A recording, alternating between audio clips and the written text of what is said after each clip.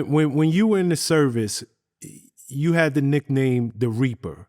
It's also the name of your book, and I would highly urge anybody who is watching this, go get that book. It is an incredible book, very, very fascinating. Was that a name that your friends called you and your brothers?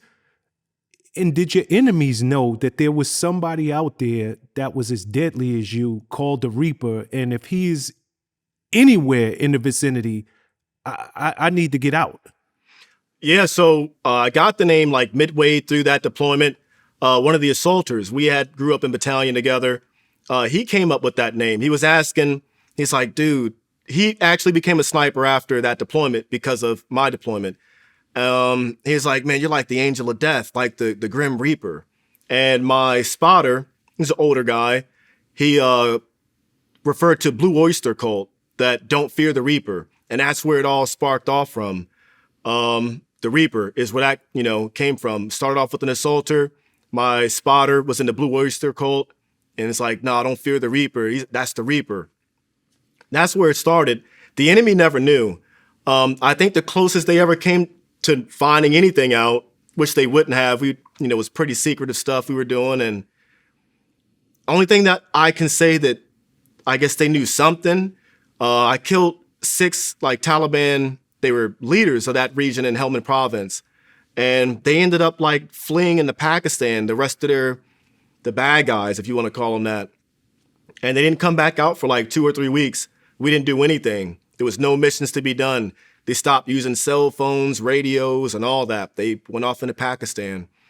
We watched their burial service from drone footage that next morning after I had shot these guys. I didn't know who they were at the time. They had better guns, and they were blocking off this roadway.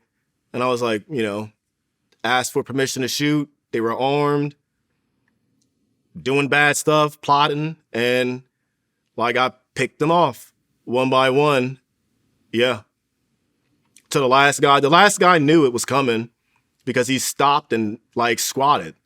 He watched the guy next to him drop, this guy drop, and that was weird. They never ran like that. 2 people maybe ran ever. But if they were in a group, you could hit a dude and they'd be watch him drop, and because they believe in Allah's will. If that's the will, it's going to happen. So they didn't have fear. So they could watch their friend drop next to him, and that one, yeah. That's the closest they ever knew that, man, there's somebody out here. I could see their eyes where they were looking. They knew I was in this direction, but not where I was at. And when it came for the last guy to get hit, he just squatted and put his hands like this on his face and ate it. Yeah. He just took it.